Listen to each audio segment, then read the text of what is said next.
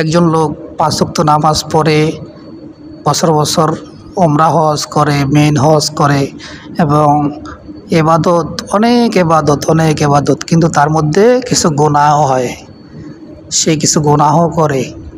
আরেকজন লোক বছর বছর হজ করে না, এত এবাদতে মগ্ন না, কিন্তু সে গুনাহ থেকে বিরত থাকে, সে গুনাহমুক্ত থাকে। আল্লাহ তাআলা বলেন যে গুনাহমুক্ত থাকে তার মর্তবা হাজার হাজার গুণ বেশি প্রথম লোকটার চেয়ে।